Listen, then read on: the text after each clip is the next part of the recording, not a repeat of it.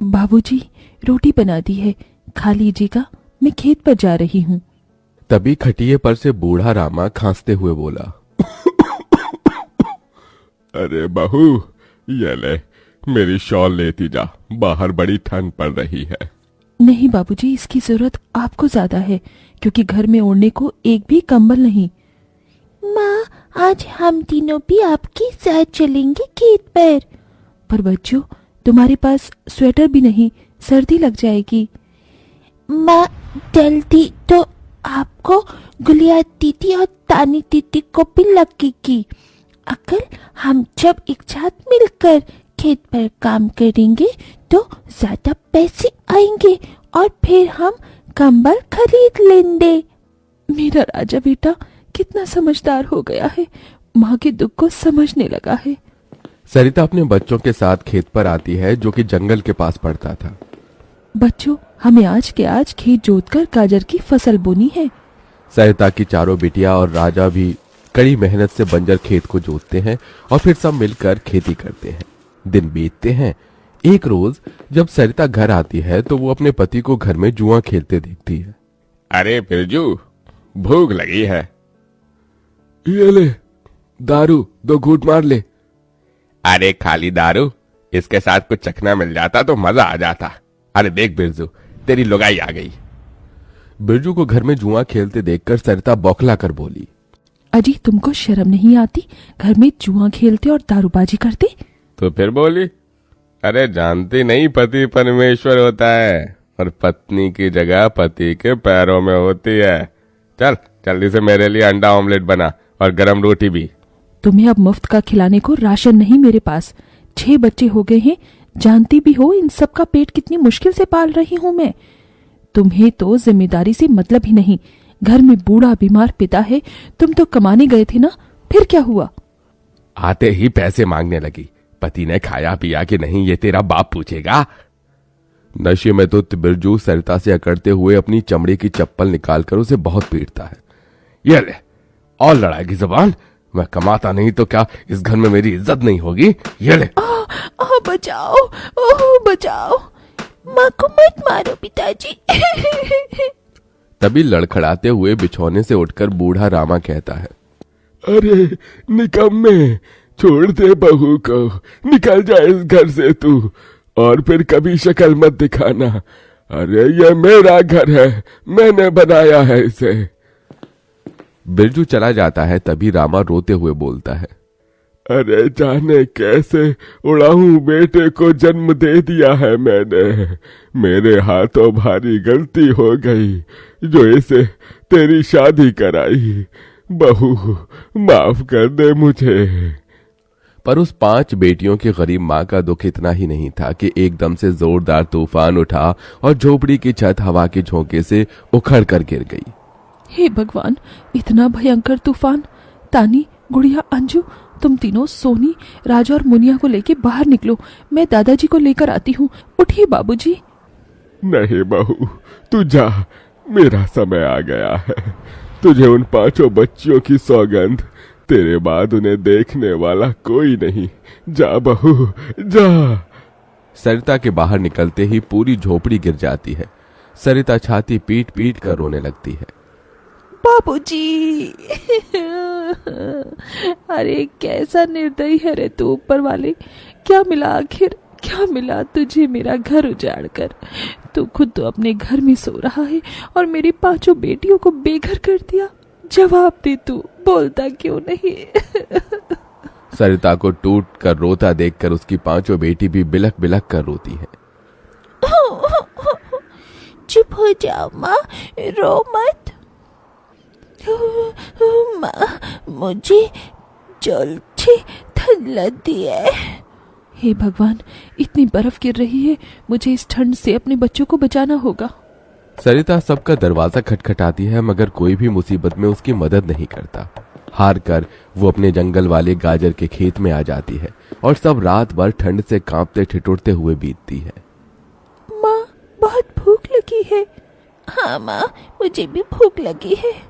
तभी सरिता की सबसे बड़ी बेटी तानी खेत में देखती है जहाँ लाल लाल गाजर उगे थे। देखो माँ, हमारे खेत में तो गाजर तैयार हो गए हैं। फिर तानी अपने सभी भाई बहनों को गाजर तोड़ कर देती है। ये लो मेरी बहनों, गाजर खा लो। अपनी बेटियों को ठंड में ऐसे देख उस गरीब माँ का मन अपार दुख से भर जाता है। अपनी इस गरीब लाचार माँ को माफ कर देना बच्चों, तुम्हें ये ठंड भोगना पड़ रहा है। तभी एकदम से दिन का माहौल रात सा हो जाता है और तेजी से बर्फ गिरने लगती है। बाप रे बाप, एकदम से इतनी ठंड, ऐसी तो बिना घर के हम बच नहीं पाएंगे। तभी सरिता अपना आंचल उन पर उड़ाती है, मगर बच्चे थरथरा उठते हैं कि एकदम से गुड़िया कहती है, माँ, तानी दीदी, हम अपना घर बना सकते हैं। मगर कैसे बिटिया, हमारे पास पैसे भी तो नहीं।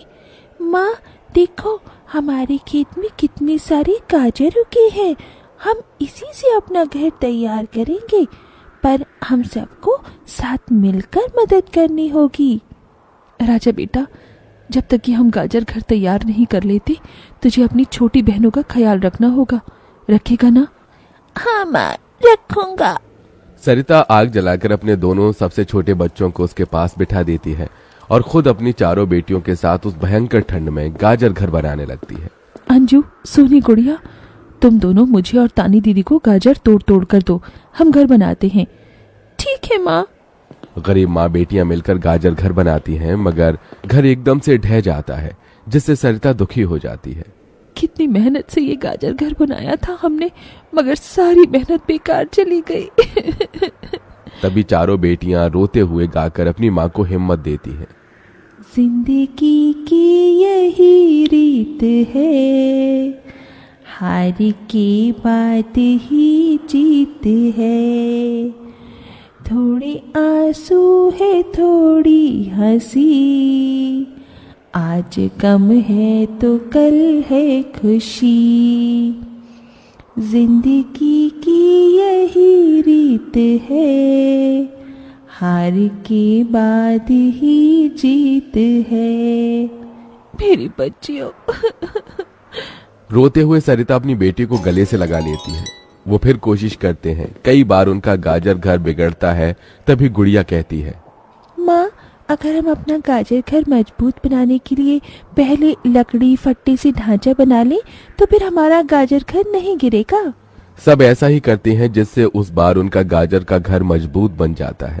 सरिता अपनी पांचों बेटियों और बेटे के साथ घर के अंदर आती है। तब जाकर उनके शरीर को गर्माहट महसूस होती है। अरे वाह माँ, दीदी, आप सबने कितना सुंदर गाजर घर बनाया है, और ये कितना गिलम भी है।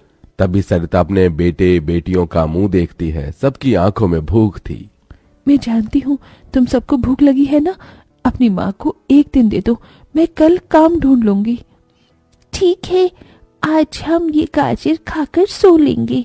आप भी खा लो ना माँ, आपने 2 दिन से कुछ नहीं खाया। सोनी अपने नन्हे हाथों से अपनी गरीब माँ को गाजर खिलाती है। अगले दिन सरिता ठंड में इधर से उधर काम ढूंढने भटकती रहती है, मगर कोई उसे काम नहीं देता।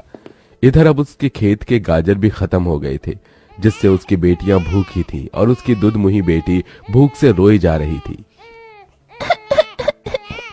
माँ, मुन्ना को भूख लगी है, उसे खाना चाहिए। छोटी बच्ची खाना नहीं खाती राजा, इसे दूध पीना है। हे बसुरी बजैया, एक माँ की ममता की इतनी भी परीक्षा मत लो कि वो अपने बच्चे को दूध भी ना पिला सके। तभी सरिता को द्वार पर एक गाय के रंभाने की आवाज सुनाई दी। माँ, लगता है बाहर गाय आई है। सरिता अपनी बेटियों के साथ बाहर आकर देखती है तो गाय के थन से दूध की धारा बहे जा रही थी। इस गाय के थन में कितना दूध गिर रहा है। सरिता गाय का गर्म दूध अपनी बेटी को पिलाती है। तभी गाय उसके खेत में जाकर गोबर कर देती है, जिससे एकदम से जादू होता है और खेत लाल चमकदार गाजर से भर जाता है। माँ, ये तो कोई जादुई गाय लगती है। देखो, हमारे खेत में कितने गाजर उगाए। हाँ गुड़िया, मैं जादुई गाय हूँ। मुझे वरदान प्राप्त है, जिस भी बंजर खेत में मैं गोबर करूंगी वो फसल से भर जाएगी। मैं इससे पहले भी तुम्हारे खेत में आई थी। इसका मतलब गौ माता, आपकी वजह से उस वक्त भी मुझ गरीब के बंजर खेत में गाजर उगी थी। आपका कोटि कोटि धन्यवाद गौ माता। माँ, तुम काम ढूंढ रही थी ना, अब मैं ढूंढना। तुम तो कितना अच्छा गाजर का हलवा बनाती हो, और गाय के दूध से खोया, घी, दूध सब बनता है। तुम हलवा बनाकर बेचो। सरिता उस गाय के दूध से घी खोया तैयार कर लेती है और गाजर का हलवा बनाकर बेचने लगती है, जो कि लोगों को खाने में स्वादिष्ट लगता है। उसकी अच्छी कमाई होती है, जिससे उसकी आर्थिक स्थिति ठीक हो जाती है और वो गाय उसके गाजर घर के बाहर बंधी खेत के गाजर और घर दोनों की पहरेदारी दिया करती।